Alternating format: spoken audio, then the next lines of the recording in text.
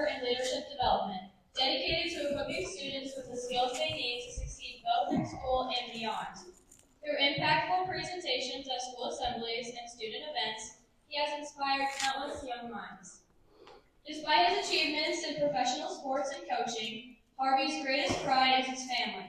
He eagerly awaits the day his kids can master cooking, cleaning, and taking out the trash so he can officially return to being a kid himself. Please welcome Harvie Herrington.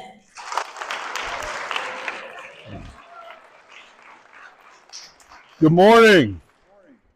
How's everybody doing? How's my voice? Do I need the mic? Can you guys hear me in the back? I'll use it. It'll probably come and go, but we'll see how that goes. Let me set my timer here so I don't run over time.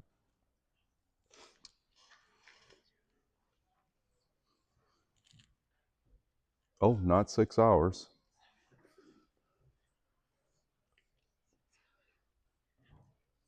There we go.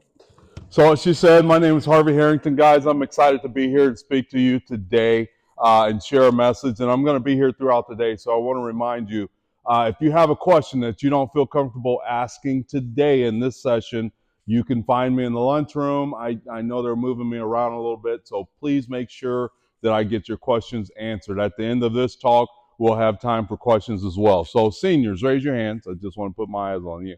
All you guys right here, you're so spread out. You guys can't come closer? No? All right, we'll leave you spread out like that.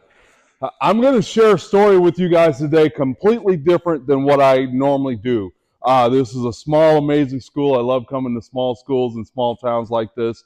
I want to talk with you guys. My motivational talks are not scripted. I speak from my heart with the content that I give you, and hopefully that I can reach you today. So I'm going to give you some information that I believe in seniors. I'm talking heavily to you. So seniors are here. Where are my juniors? Juniors, so juniors and seniors are mixed in. Sophomores over there. Ooh, that class is pretty good. Freshmen in there. And then junior high, right? What is it, 7th and 8th? 7th and 8th. So you guys are going to have time. This message is for you guys too, but you guys have time. I spent a lot of time with my junior high kids in our community. My son's in 7th grade, so whenever I'm not on the road, I get to hang out at the junior high and really enjoy spending that time. I know how goofy you critters can be. You have fun and just enjoy yourselves. It's true, right? You're supposed to. You're supposed to have fun in the hallways. What's the class time? What are you guys' class times normally? What's the high school? An hour 30, and you guys are like, what, 40? 50? Oh, Lord, have mercy. Where are the teachers at? I'm sorry. An hour and 40 with junior high kids? Holy moly. You guys are good. Our school in Eldridge is, I think, 45 minutes, so it's like a whirlwind. And they only have 3 minutes in between periods. And I've seen complete hour-long conversations happen in like 3 minutes in the junior high. So, yeah, man, an hour and 40. Holy cow. So in my talk today, guys, there is a formula and there is, I don't want to give it away in the words I'm using here, there's a secret to my success in my story. So I got to tell you this story in order to get you to start thinking about your own. I'm here for you today. Sure, I'm going to give you a story about my life, how I play professional football and business owner and parenting and all of those things. But the reason I'm here is I want you to think about you. Seniors, for example, spring is coming. We missed another snowstorm, right? It went above us last night. It wasn't really a storm, but it did snow north of us. Spring is coming. It means you're about to get into that spring fever. You know the end is near. You probably want to miss a few days if you can. You just want to slide on into young adulthood, right? It's coming. Can you guys feel it? Any of you seniors feel it yet? It's got to be coming here real soon. I want to really remind you that enjoy these last few months of high school because it's never going to be like this anywhere else you go. Sure, college, sure, going to get a trade, sure, getting out and work is going to be amazing. But enjoy these last 2 or 3 months of school. You guys are done June what? Did you have snow days? June 6th? Yeah, so enjoy it. but you're running out of time. You're running out of time. What do I mean by you're running out of time? Once you leave high school, you got to start this thing called adulting, right? You got to have this thing called a plan. How many of you know where you're going to college, seniors? Raise your hand.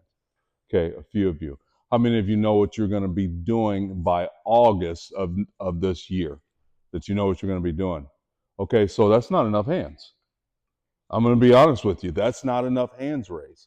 And that's why I'm here today, because I hope to inspire you all to have your hands raised about knowing what you're going to be doing in August. Because if you don't, I'm going to tell you what's going to happen. There's this thing out there called a job. Job, a job. Everybody say job. One more time, job. Say it with some enthusiasm and excitement. Job. I can't say job with enthusiasm and excitement. I just can't. Let me tell you what job means. It's an acronym, J-O-B, just over broke. That's what job means. Hey, I'm here to be funny, but I'm here to be real with you. Job means work to home, work to home, work to home, work to home. Man, I'm bored. Work to home, work to home, work to home. I'm tired of working at this job, so I'll go find another one. Work to home, I go to work and I have no excitement about what I do.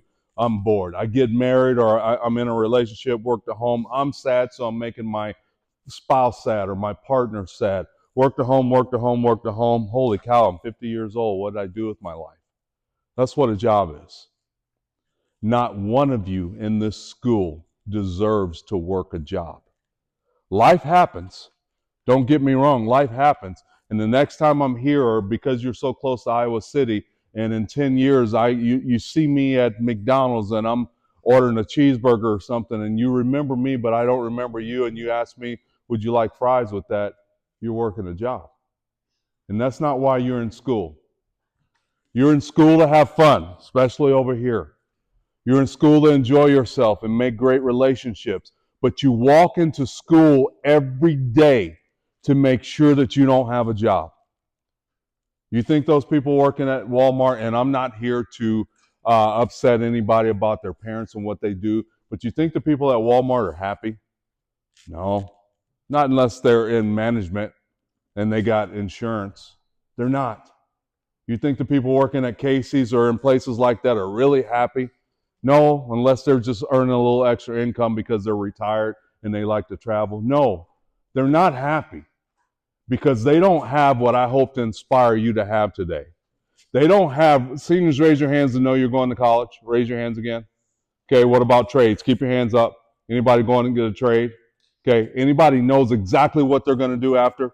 All of you that said yes, raise your hands. Raise your hands. Most people don't have what you have. You're going towards what's called a career. And I want to remind you to ask your teachers, ask the administrators, why do you do what you do? Because I love doing it. I love doing it. There's one thing I can tell you about being a teacher, because it ain't about the money, y'all. It's not about the money. They don't get paid enough to deal with y'all for an hour and 40 minutes. They do it because they love it. They do it because they enjoy it. They do it because somebody at this point in time in the school year has sit in the driveway outside and beat their head against the steering wheel because you've driven them crazy. But they come back again because they love teaching what they teach. They love spending time with you. They enjoy it. It fills their spirit. They absolutely do. Teachers, am I right? Say yes, teachers. Yes, because you figured out at some point in time in your life that I want to teach, and I want to teach this specific subject, and I want to share it with people. That's in here. That ain't in my pocket. That ain't anywhere. That's in here. That's in my spirit.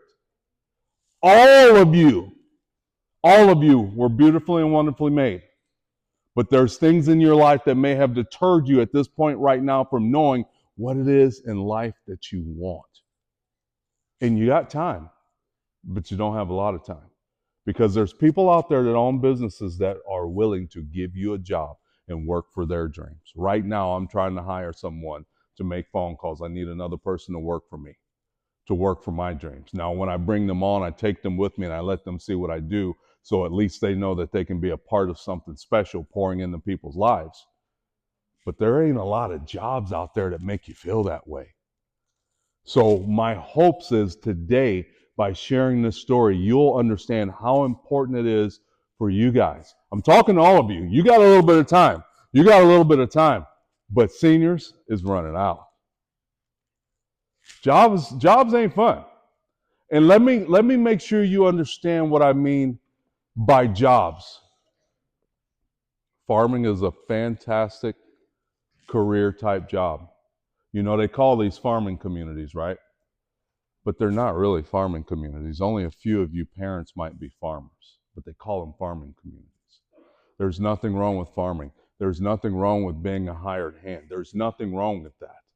If you love doing that, my goal is to get you to find something that you love, to get you to find something that calls you, that inspires you, that'll lift you up, that'll wake you up when you don't have the energy to do it yourself. That's my goal. So it ain't got to be a college education. It doesn't have to be a trade, but it's got to be something that makes you happy inside. Can you hear my voice that I love doing this? Can you hear it? That's how you have to feel. That's how you need to feel. And teachers, I'm here to remind you of it, because teaching ain't easy. Remember your why, teachers. Remember why you do this, to re-inspire yourself on tough days, because you already got your careers. Remember, you walk in here every day to make sure that these guys are set up for success. Some of you say, man, I hate school. There's a kid at the high school. I haven't seen him this year, so I have no idea what happens to him. But school ain't his thing. School ain't his thing. The dude misses as many classes as he can. I always catch him in the hallway. He's like, I just want out. I said, so what are you going to do? Oh, I know what I'm going to do. I'm going to do what my dad does. Is that going to make you happy? Absolutely. Then you just got to figure out how to get through high school, bro. Because you still need to graduate high school. You still need that information. Every class you go into may not be about your future, but it may be something that's teaching your brain and wiring your brain to go win at something else. You guys get that? See, my parents didn't teach me that. So I just skated through school. Every class. It doesn't matter what the class is. There's something you can learn to build the muscle, the brain muscle, that when you get out in the real world, you can use that brain muscle to be successful in what you want. That's why you go to school. You go to school to make friends, but you go to school to go through all of these classes to figure out what it is that you want to do. Have you ever thought about that? Any of you guys ever thought about that? Sometimes you walk into school and you're like, I can't wait to get out. I get it. All of us did. But some of us were inspired by a teacher. Some of us were inspired by something that happened in class. Some of us were inspired by something we saw on social media, and we figured out how to go out and not have a job, but to create a career for ourselves. And that's what I want to inspire you to do today. Because some of us didn't get it at home. Some of us do get it at home. Okay? So you guys ready to go on this roller coaster?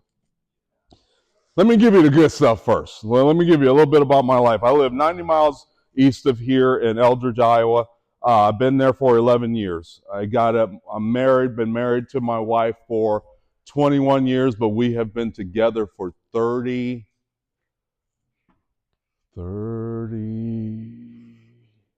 something years. I don't remember what it is. But we've been together for 20 something years. We have my oldest child, Terrence, is not mine and my wife's by birth. He was one of my former football players in high school, and his dad died and his mom eventually died, and we gave him a home right when we had our first child. So I have 4 children. Terrence is my oldest. Terrence is in his 30s. My wife and I's kids by birth, our oldest is 19, about to be 20. She's at Iowa. She's going to school to be a doctor, Lord help me. And she's just getting started, so she's only a junior by status in school. I have a 17-year-old, so a girl, Harley. My middle child, Parker, 17 years old. She called me this morning as she's pulling out of the driveway. We've got construction going on our streets. And they're cutting up, guys, they're cutting up my driveway right now as I speak. When I get home, my driveway is going to be gone. And she's like, Dad, I can't get out. 17-year-old girl, you know, she's like, stay on the phone with me. There's a big dump truck in the back. So I got a 17-year-old, and then I've got a 13-year-old, Harvie Herrington II. spitting image of me when I was a kid, and he's in 7th grade, just a goofy little critter. That's how I know how goofy y'all are. Um, I have an amazing life, guys. I played professional football until I was 32 years old. What else have I done? I'm a business owner. I travel around the country doing this. I own a health coaching company. I got my degree in kinesiology, so I've been in the health industry my entire adult life. I do what I want within reason. I enjoy my life, and I tell you what, I'm a Christian, and I'm not here to preach to you. I follow God. I love my wife. I love our children, and the 5 of us just have fun together. That's what I do. And I'm very proud of that and very honored to be a part of that blessing. So here's how I got there. You guys ready? I was born in Mississippi. I lived in Mississippi until I was in 3rd grade. From 3rd grade, my mom moved my brother and I to Chicago. So I went from Mississippi. Let me tell you the difference between our country versus Mississippi country. So we're open, right? It's until the corn grows up. It's wide open here out in the country. In Mississippi, they got bugs so big they look like small helicopters and drones flying around. There's trees everywhere. So I come from the deep South. Like my family, we had all of this ground, and there was 3 houses. Each one of us, we had our own pond and all that fun stuff. We built our own roads to each other's houses. Just they call it the thickets down there. So that's where I started my life out at, is in Mississippi. Then my mom, she got divorced from my dad when I was younger. Then she had my brother, and then we moved to Chicago. So I grew up from 3rd grade through high school on the south side of Chicago. So I lived there for all of those years, however many years that is. And then I graduated from there, went on to Moraine Valley Community College. And Moraine Valley Community College, I went to college to play football. I better start saying that, bringing football into it. I went there for 2 years, got my associate's degree there, got 8 scholarship offers coming out of there to not Iowa, but U of I, Illinois. So, I was in Illinois, and a bunch of other schools. I chose Western Illinois University. Here's a good note. Whenever you're looking for something and you're trying to do something, make sure it's a place where you're celebrated, not tolerated. So out of 8 scholarship offers, 8, U of I, University of Washington out in the northwest corner, and 6 other schools, I chose the school number 7 on the list, Western Illinois University. Why? Because I believe that the coaches truly cared about me versus just caring about me as an athlete. I knew that they wanted what I had physically, but I knew that they cared about me. I went where I was celebrated, not just tolerated. I went where I felt comfortable. So that's just a quick little nugget right there. So I picked Western Illinois University. I go there for 2 years, and I had no idea I was going to be a professional football player. No idea. At no point. I'm 6'3", 285 pounds right now. When I played pro, I played at about 315 to 325 normally. I would say I'm a quarter smaller than what I used to be muscle-wise. I'm getting older and stuff like that. Pretty big guy. But inside of this big guy is a short, little, overweight, 4-eyed fat kid. It's just who I was. Low self-esteem, all of those things. And so no one would have ever believed that little guy, Harvie Herrington, was going to be a professional football player. But I knew I wanted to play football because I wanted to play and be like my dad. See, my dad, I heard this story, was a great high school football player. My mom used to tell a story all the time. His dad was a great high school football player. She had this one specific, any football players here? We got any? Yes? So she had, you guys can relate. She talked about this one specific game, a Friday night, of course. She's like, your dad's coming off the field. They had won the game, and I ran up to him, and I put my hand around his waist, and we're walking off. And she's like, and I looked at him, and he's covered in blood. He's got blood all over him. And she's like, oh, honey, are you okay? He's like, oh, yeah, baby, that was me. No, that wasn't me. That was the guy I played. I handled business tonight. So it's not my blood. I'm good. And they just walk off the field. So I heard this voice. And let me just say, I didn't have my dad in my life. My dad and mom were divorced when I was like 1. They got married and then got divorced immediately. So I heard this story about my dad, this great football player. So that became my dream as a kid. I wanted to be like my dad. I wanted to be a high school football player. That's all it was. That's all my dream was, is to be a high school football player. Why did I want to be a high school football player? Not because I knew anything about football, because I didn't have a father. I didn't have a dad in my life. And I believe that now, especially raising kids, everybody needs a dad. A good father, a hardworking father, a challenging father. Everybody does.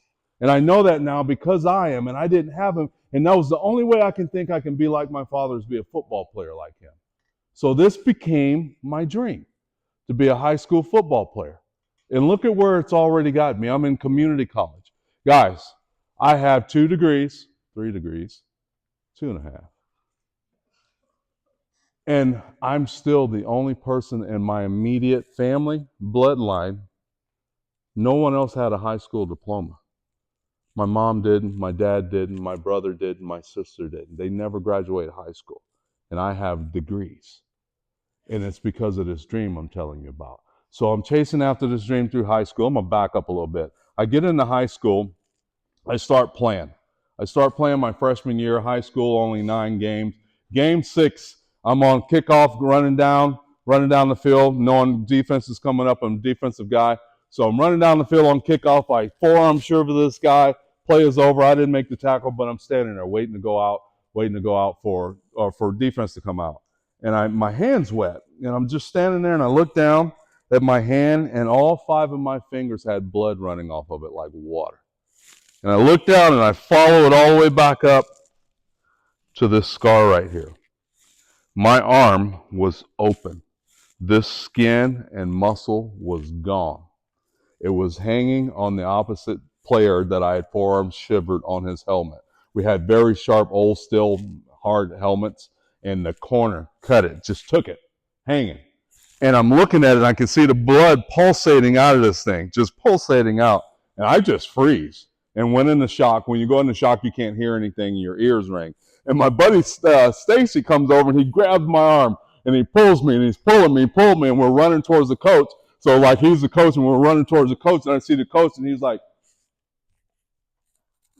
and he starts backing away from us, and he starts pointing down towards the trainer, go down to the trainer. So they take me down to the trainer, and I'm sitting there, and she's gauzing that arm, and I'm looking at it, and we got, of course, our colors are red and white. We're red jersey, white pants. My pants and jersey were red because blood everywhere. And she's got it, and she's rolling, and you can just see the blood coming through it.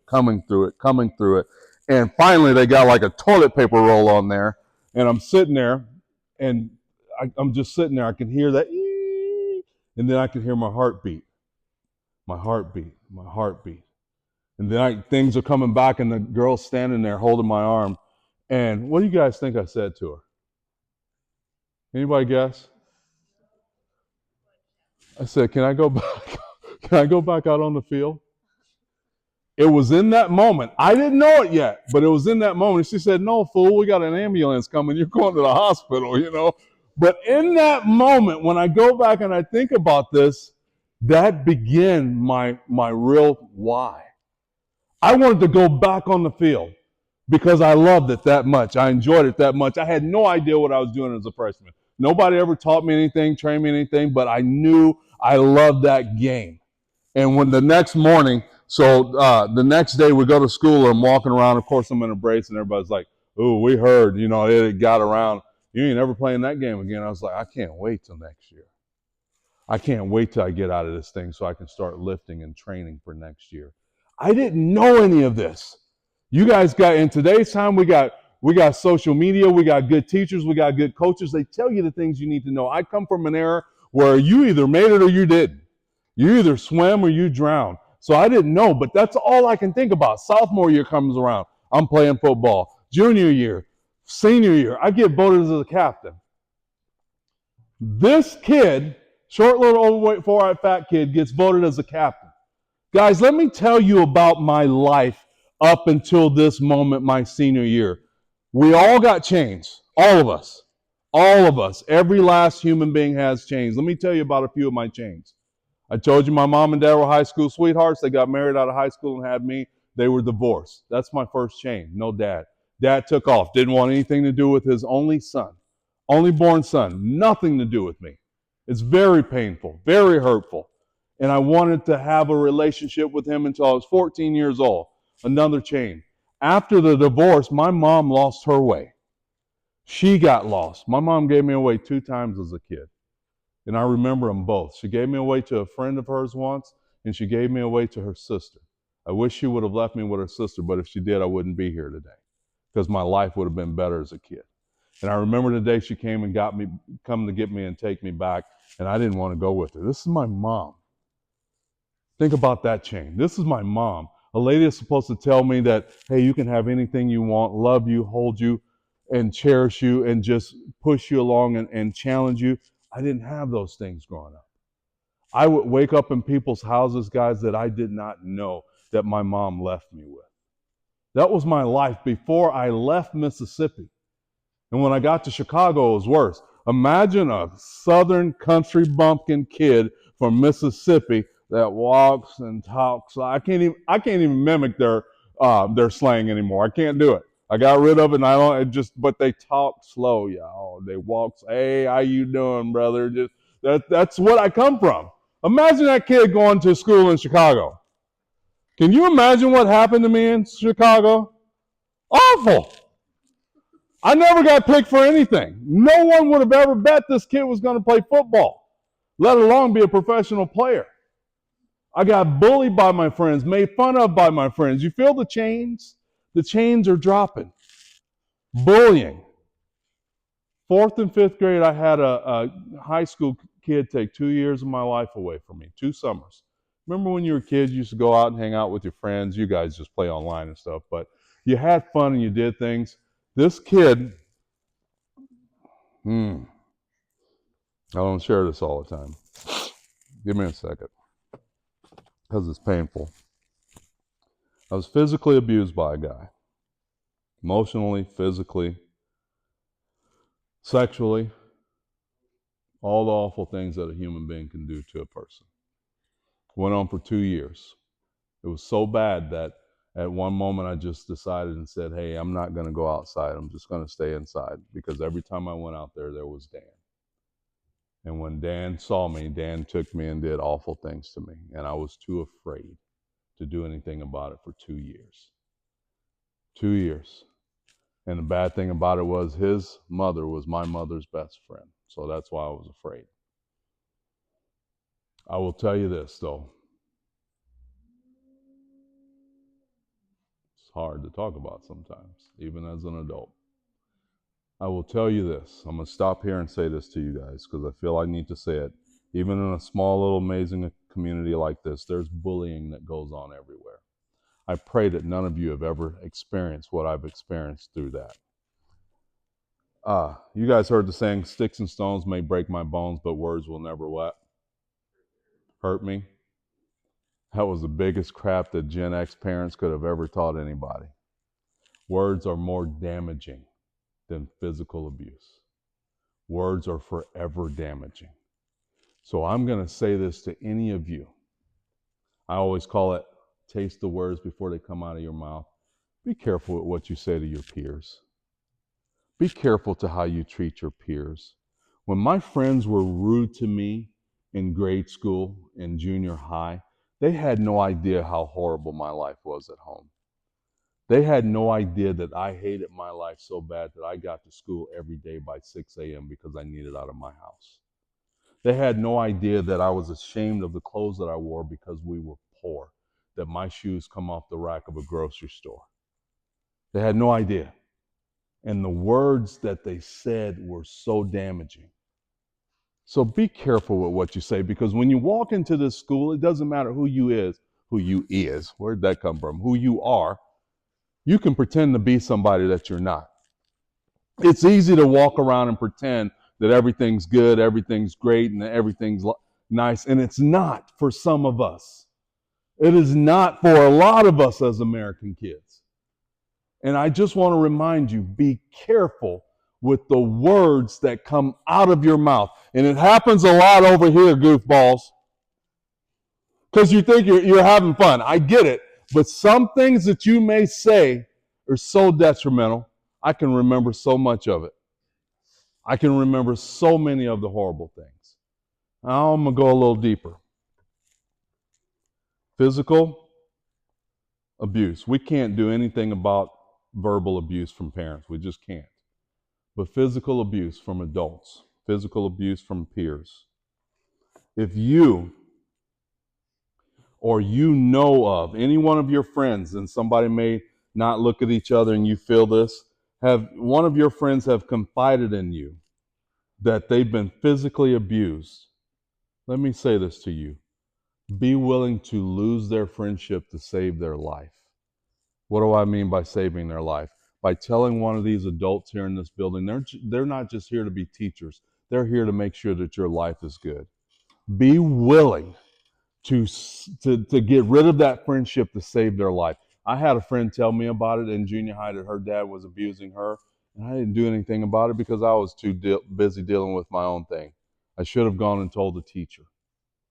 Could have changed the direction of her life. And I will say this to you as well. If there's someone in here that's being physically abused, here's how I thought, man, maybe I deserve this. Maybe this is what my life was supposed to be like. It's not. No one deserves physical abuse. We don't deserve verbal abuse from any adults. We just can't control that. But we do not deserve that pain. None of us were born to be physically abused. And here's how I got out of it. This is all I can tell you. One day I decided, I think it was the fall or winter time, and I decided to go to, we couldn't afford, I didn't have a video game, so I'd save up my quarters and go to the bowling alley. They had game room. I decided I'm going to go ahead and go out. I'm going to go to the bowling alley and I'm going to play some video games and enjoy myself, and then I'll go home. So I go to the bowling alley, I'm playing games, enjoying myself, and I'm done, getting ready to leave. It was a late evening. And I walk out and into the crowd, and guess who I saw? I saw Dan. And so I backed up into the game room, and here's what I did. Here's where my life was at that age, 4th or 5th grade. And I got behind a video game, and I wedged myself back there so tight I couldn't turn my head. And I decided in my mind, I'm standing there till the lights go off in this building, because I am not going with that kid today. And he obviously saw me, so he came in, and I heard his voice asking, had anyone seen this kid? And then he comes, and I see his face come from behind the game, and he's like, hey, come on out. See, when people are being mean to you, they don't do it like this. They do it like this. Hey, come on out. Let's go hang out.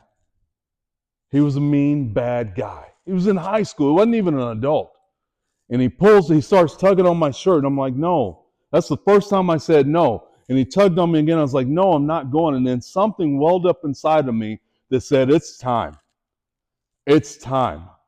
It's time to tell somebody. I lived with my grandmother at the time. So I started screaming at the top of my lungs, get away from me, get away from me. All I knew, if I can get out of the game room and get into where the adults were and just scream, and I did, and I ran out, I'm screaming, help, help, help, help, help, help, and I get outside, and I'm standing, it's 126th Street, a busy street. I got to get across this busy street, go through the alley, and get to my house and tell my grandmother, and I'm like, I don't even look back. I'm crying at this point. I'm bawling. So I get across the street. When you're ready to change, when you're ready to be different, when you're ready to make something happen, things start to appear. And there's a police officer across the street.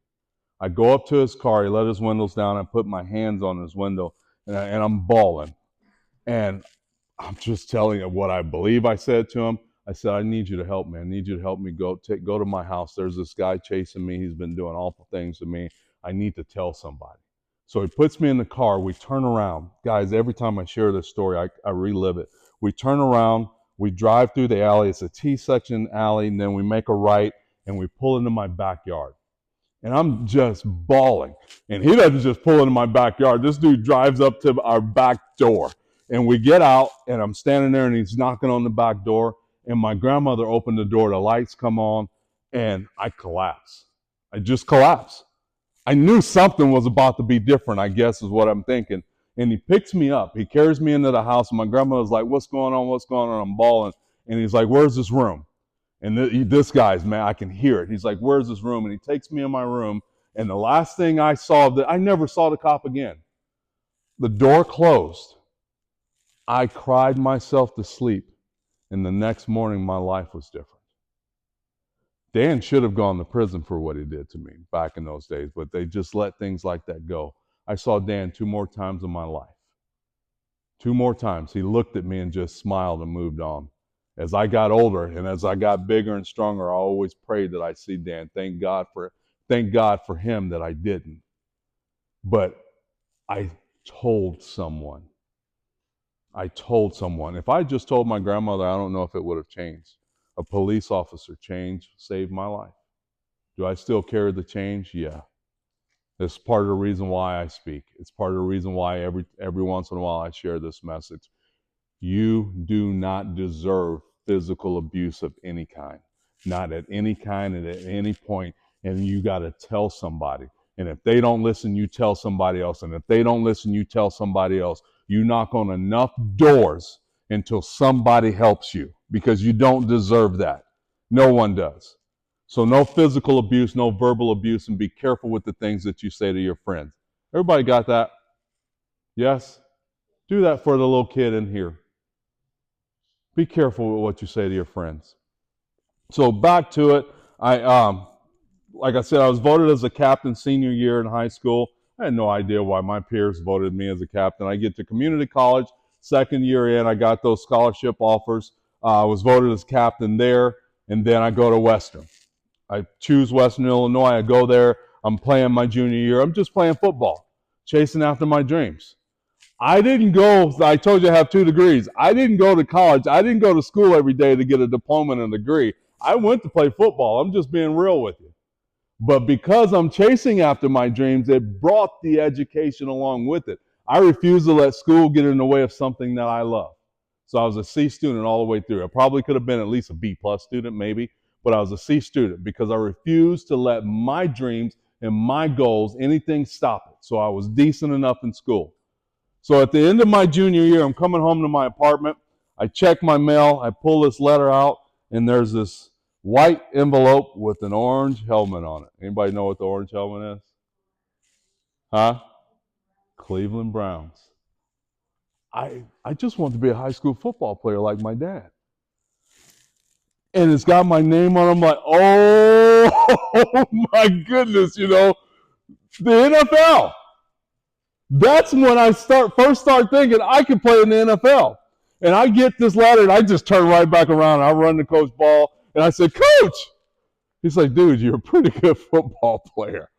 I said, what? He's like, yeah, they've already been calling me. This is my junior year. I said, so what do I got to do? He said, be careful of the knuckleheads, because hanging out with the wrong people will ruin you. Put your head down and do the work. You know what I did?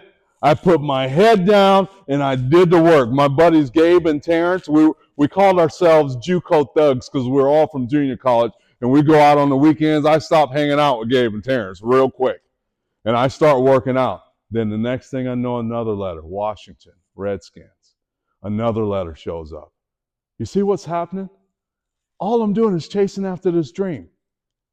See how important it is to know what you want?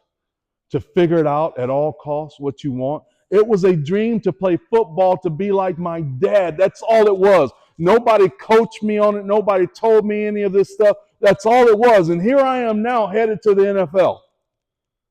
Headed to the NFL. So my senior year goes by.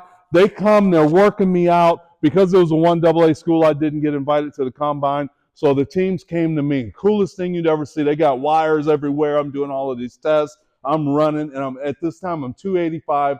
I ran a consistent 4.640. Kids don't do that today. I was fast and I was strong, and I was headed to the NFL. I was supposed to go to the Browns by 6th round. I didn't end up not getting drafted that night. I went the next day to the Indianapolis Colts.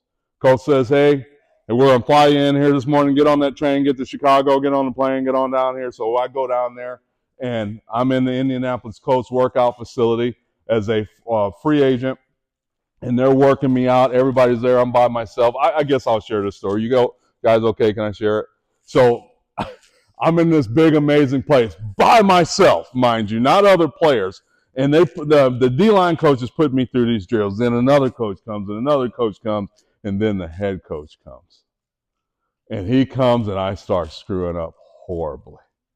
And so the D-line coach, he said, "Kid, wake up." And I'm like, I'm so nervous. And he says, "Go outside, get your SHI, you know what, together, because this is your moment." So I go outside, guys, and here's a movie moment in my life. I'm just standing like this, and I'm wanting to cry, I'm nervous, I'm blowing it. And it was like half raining, half sun shining.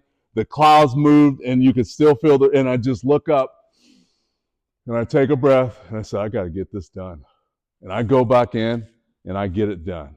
They said, "Good, go get dressed. We'll figure out what we're going to do." So I'm in the locker room, and the first round draft choice the prior year was there working out, and I'm sitting there, and he's like, "Hey kid, how'd you do?" And I'm like, "Huh?" And he's like, "How'd you do?" He said, "I said, I don't know, man." I get up and I was like, "I don't know." And this dude was just jacked. I'm like, "I don't know." He's like, "Man, they're screwing with you. They're talking to your agent, signing you right now. They knew they were going to get you before you got here." So that's how I became an NFL player. That's it. That's how I got there. A lot of injuries after that. NFL player, and I went from the Colts, got injured.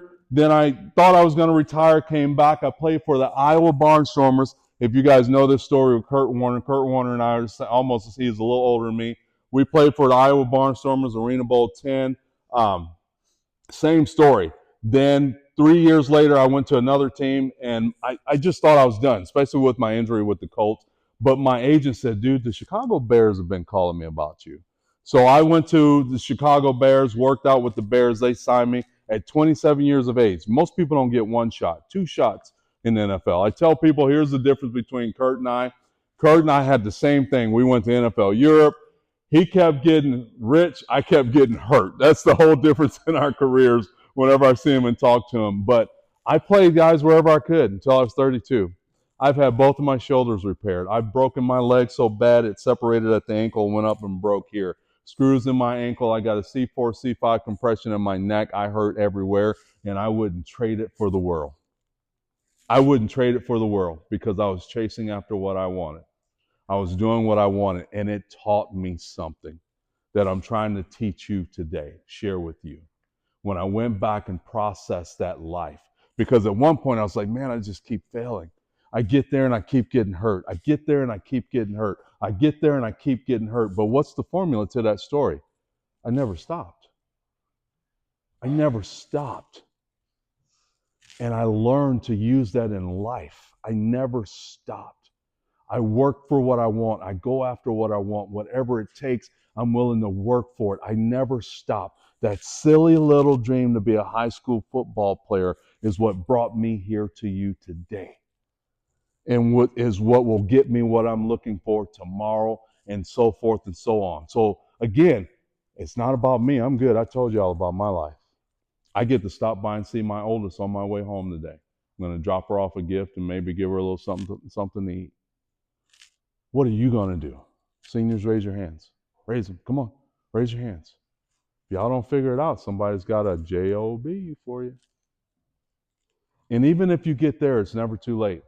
If you remember this message and you remember this story, you deserve to be happy. You deserve to be happy, to be inspired. You deserve it. It's just that some of us were never told. Guys, my mom was so mean to me. She used to call me dumb and stupid. Just the worst things that a parent should say to a child. But I'm standing here today because of it. My brother doesn't get to stand here today because of it. My sister doesn't. When I was in junior college, this will be the last story I share. I think I'm running out of time. No, I got a little time. I'll give you two more. When I was in junior college, my sophomore year, a coach called me back into the office, and he said, "I need to talk to you." And I'm like, "What about?" So I sit down, and so I had two coaches, both last names B. Coach Bars in junior college, Coach Ball at Western. Coach Bars, I'm sitting there, I'm like, "What's up?" I was captain of the team. I was like, "We're going to change something." He's looking at me, and then I noticed that he had been crying. Then we had all of our assistant coaches were volunteers, and they had real jobs. So one of the coaches was here, and he was still dressed in his uniform. He was a county sheriff. And I'm like, "Coach, what's going on?" After the third, "What's going on?" them spidey senses start to tingle. This might something. And this guy steps away from the wall and pulls out a pair of handcuffs. He said, Harvie, I got to arrest you today. And I'm like, what? And I look back at Coach Bars, and he's crying. I said, for what? He said, there's a warrant out for your arrest for murder. Guys, it's a Tuesday. It's a Tuesday. We got a game Saturday, and I get called into the office telling me I'm about to go down to Cook County because somebody says I've murdered somebody. This is not a joke. And I sit back in my seat, and I'm like, what? And he said, yeah, I got to take you down to Cook County. And these two coaches, teachers, my coach stepped up to bat for me that day. He convinced this guy to go against his will to let me go home that night, to leave campus and go home. We went home, got a lawyer to take me in to turn me in on Thursday. I go to Cook County with me, the lawyer, my mother, my grandmother, my baby sister, to turn me in for something I have no idea what the heck they're talking about. And so all these things are going on, and they come in and whispering to the lawyer, and he pulls us aside. He's like, there's somebody in here by the name of Harvie Herrington. Now, here's the difference. There aren't any Harvie Herringtons out there with my spelling. I don't know who is different in my family, but they spell my name Harvie. Most Harvies are Harvey. Herrington, Har is most Harringtons. I'm an He. Well, it's spelled just like my name. I had to go home under house arrest because they can't put two people in under the same name. Later on that night, we found out it was my brother. My brother had been arrested that Friday. My brother was a gang member. Moved to 2 or 3 different precincts, signed a written confession that Sunday that Harvie Herrington had murdered a girl. Was there a girl really murdered? Yes. Somebody did it. My brother put my name on it so he could get out. It took me 2 years to get my name out from that. Let me tell you a story. This story is made up because I have no memory of it, but I 100% can tell you it happened. Saturday morning, I'm laying in my grandmother's house. I'm out of tears, don't know what's going to happen. Are they going to come and get me and switch me out for this guy? I don't have the memory. I got up that Saturday morning, got in my car, drove back to Palos Hills where the community college was, got my gear, drove to the away game and played the game. And I've played every game in my life ever since then. When you have a dream and it's that powerful, when you're gassed out, you're out. You're beat up, you're down. But if you know what it is you want, that dream will lift you up when you can't do it yourself. And that dream has done that for me over and over and over again in my life. Over and over and over again. I have no memory of that moment. I have no memory of that game, but it happened. And it taught me something that I'm hoping that some of you get. I know some of you will walk out of here and don't give a damn about what I said and you'll move on. I get it. That's life. But I know there's enough numbers in here that somebody's going to get this and somebody's going to remember it and they're going to use it to inspire themselves for their life, because some of you have been just like me and the world has already told you you're worth nothing more than a job. And that's not true. At any means, at any point, you're worth so much more. You guys get that? It's a real story. All right. It's hard to tell sometimes when I tell a lot of it like that. I come from a really rough life, guys, and I'm sitting here. Told you I'll tell you one more story. No, that's it. I'm done. Questions? Anybody got questions? Yes.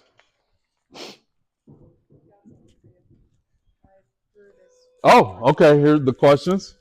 Oh, you drew this for me. Cool.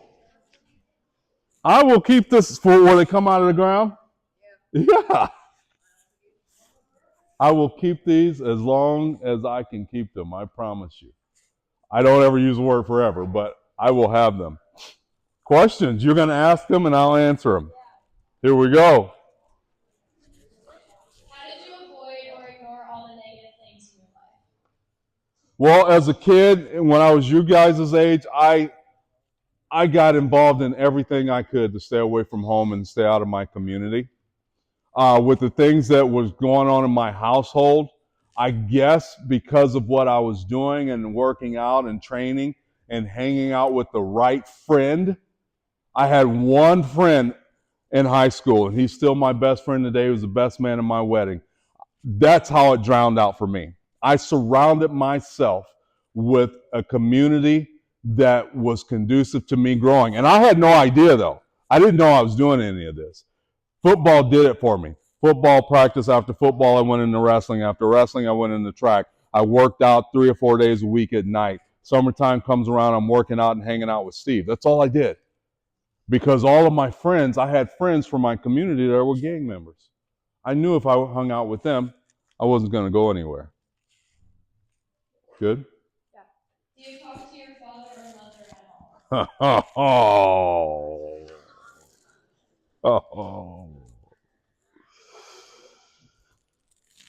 Teachers, you may have to talk about this later because this is a tough one and you guys can't do this as kids. I had no idea how damaging my life was at your age. I had no idea until I became an adult. I had no idea what I was missing as a child until I became a parent. My dad came back into my life when I was 25 years old. He called me. He had his sister call me, and they called my mom because I wouldn't answer the phone, talk to any of them. My mom called me and said, "Hey, you should talk to your dad. He's trying to reach you." I said, "I don't want nothing to do with that dude. I'm 25 years old. I'm grown, playing pro football. What do I want with him now?" She said, "Just hear him out." So he calls, and the first thing I asked him, I said, "Are you dying?" That's what hurt people say. I said, "Are you dying?"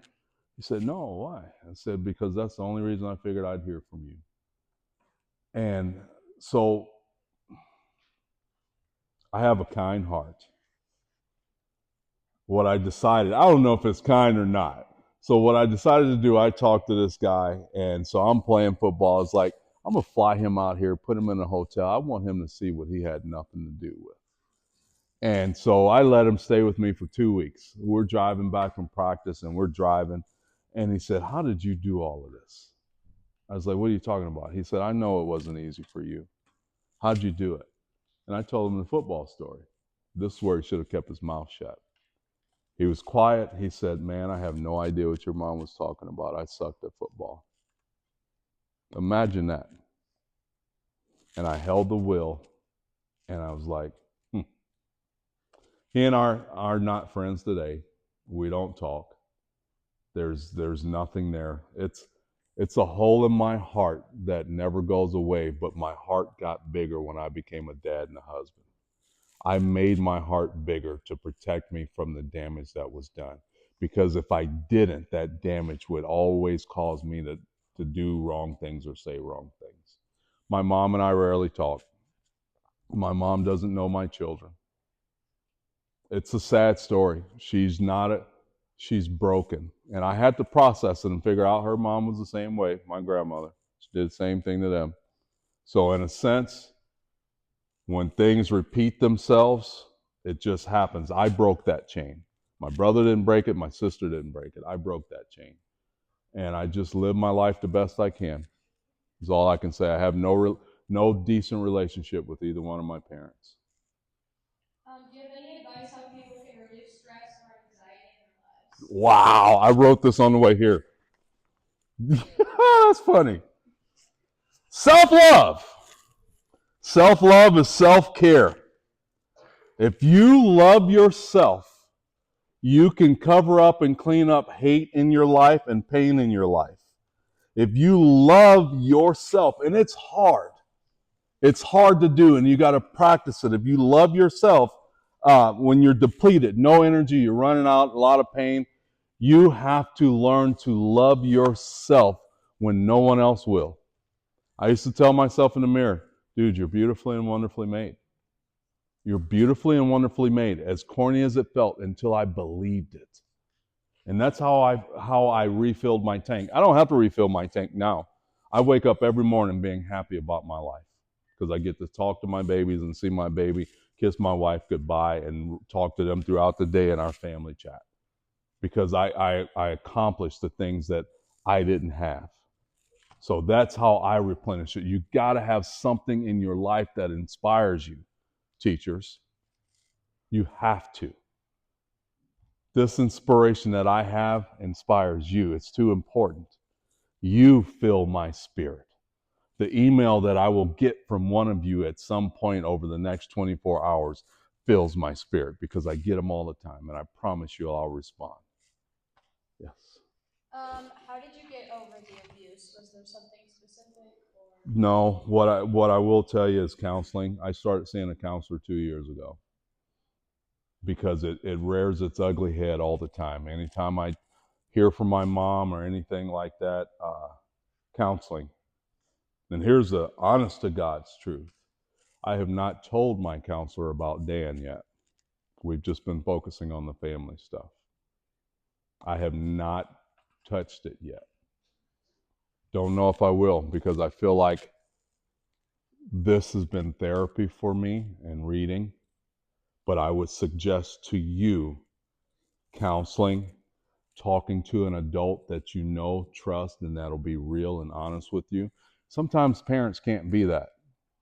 Sometimes they just can't. So that's what these people are here for, or an aunt or an uncle. Never a peer. Here's something I got to tell you.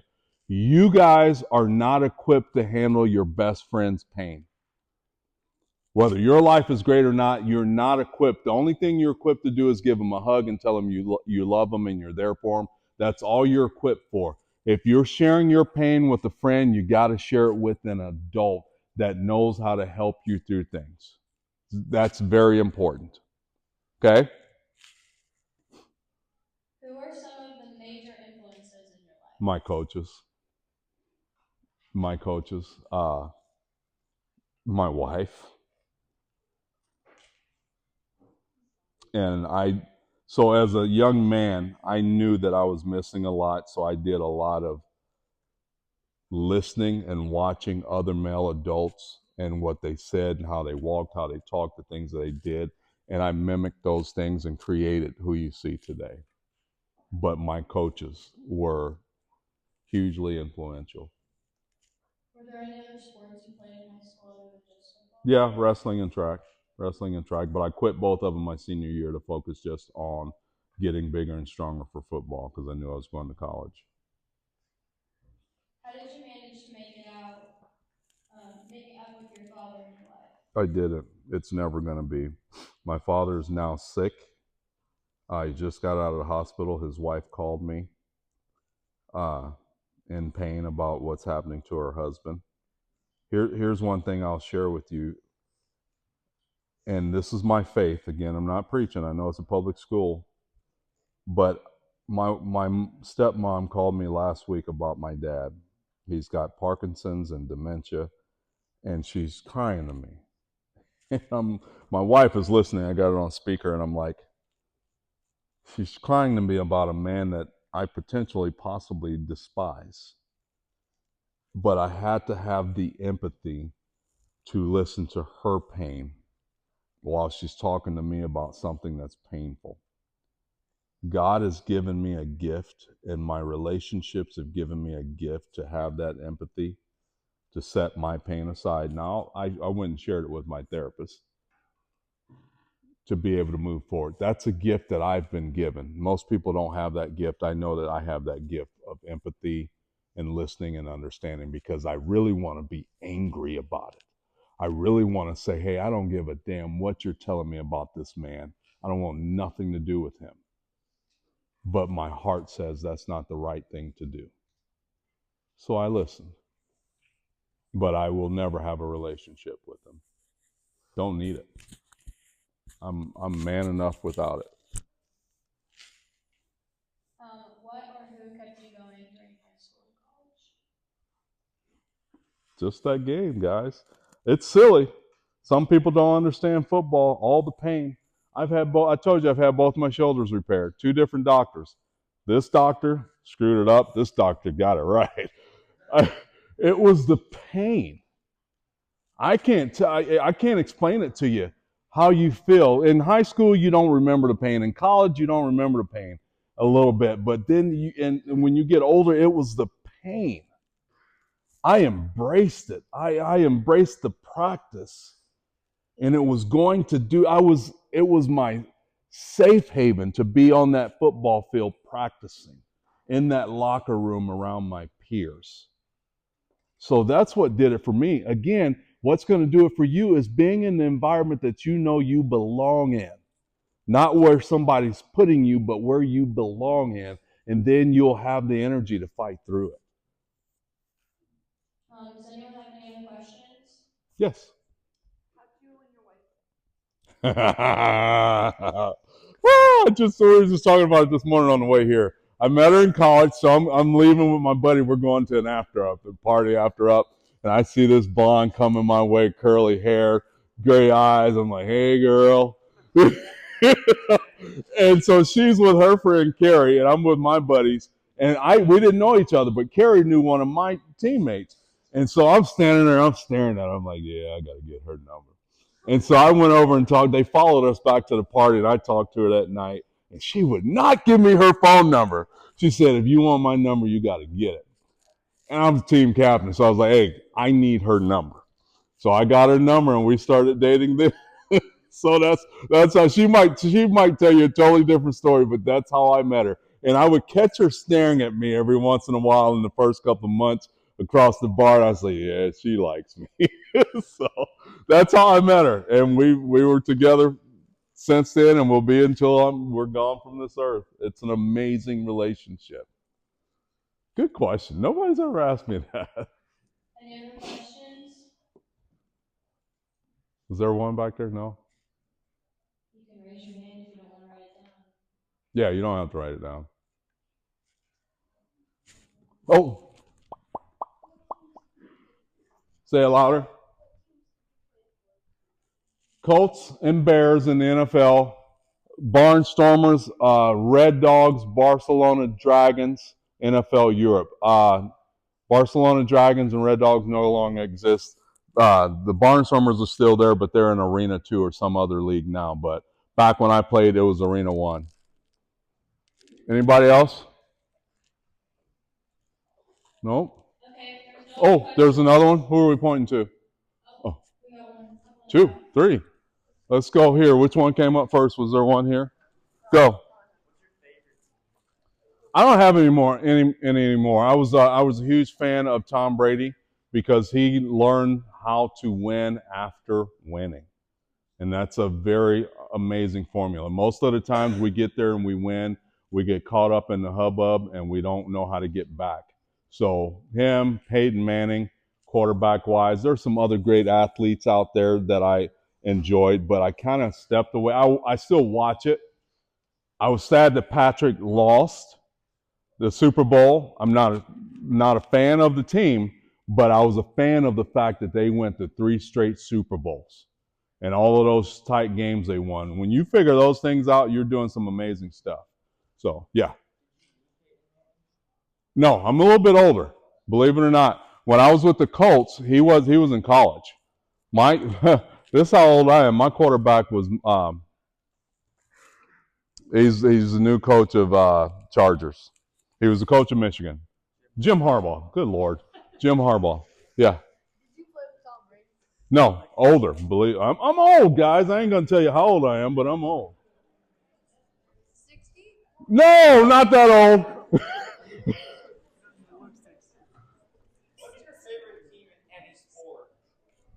Again, it was the Patriots. I just enjoyed watching a team that knew how to win over and over again. All right, are we done? One more. Okay, the question was. Quiet, please. The question is dealing with abuse. How would you encourage a student to come forward if some of their trauma has been passed, potentially like within the last year or something that's not super current? Well, here's how I think I see it playing out. You probably have a friend that you've shared it with. The two of you need to go to the counselor and sit with the counselor and share with the counselor what happens, what's going on, and that counselor will guide you the path that you need to go. Remember, that's why your counselors are here. That's why your teachers are here. That's why the administration is here. Don't go to an adult outside of this system. The school system is the safest place for you to get help with that, to then go out. Don't go share this with somebody that tells you they're going to help, but then they don't. It's these adults in this school that will help you. Anybody else? I had something that I want to share, and I didn't know if I was going to or not.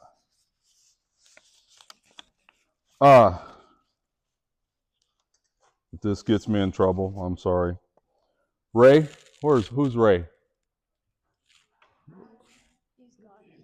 He's not here. Okay. Well, I'll share it anyway because I heard I heard what he's going through, and I've been praying for him and his wife and his family, and I hear how great he is that he can still come here every day with a smile on his face to serve you guys, and that's something that you guys should learn from. I love celebrating teachers. Celebrate all your teachers. Teachers, what I will tell you is remember what I shared today as well. You didn't become a teacher just to get paid. Remember your why. That'll re-inspire you every day you walk in here to make sure that these guys have what they need. Just remember that.